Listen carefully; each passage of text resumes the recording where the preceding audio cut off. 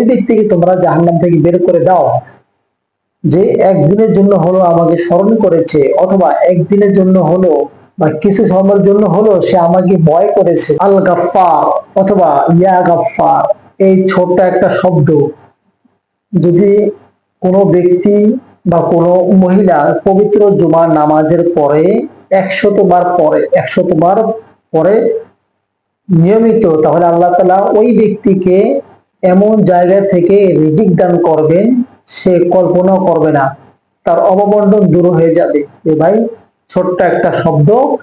আমরা সকল মানুষই চাই যেমন আমার জীবনটা পরিবর্তন হোক, আমার জীবনটা স্বাচ্ছন্দ্যময় পরিচালিত হোক। প্রিয় ভাই, ছোট্ট একটা আমল, ইয়া গফফার, আল গফফার, এটা আল্লাহ তাআলার গুণবাচক বা সিফতি নামের মধ্য হতে একটা নাম।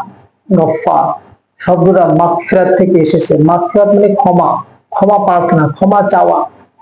গফারা ইয়াগফিরু আল গুফরান, মানে গুফরানাকা অর্থ ক্ষমা, ক্ষমা করা, মাফ করা।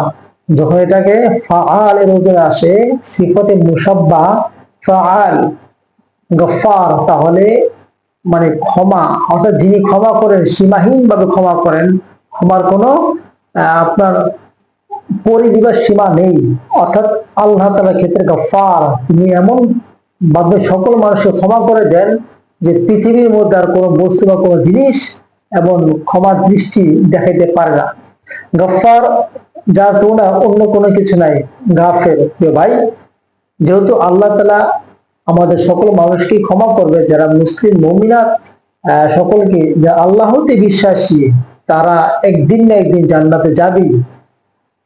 যদিও তার দুনিয়াতে যে গুণাগুলো ছিল, মানে পাপিষ্ট বান্দা ছিল, তার এই পাপের সাজা ভোগ করে হলেও একদিন নয় একদিন সে জান্নাতে যাবে। আল্লাহ তাআলা রাসূল হাদিসে বলেন, আল্লাহ আখরিজু মিনান নার মান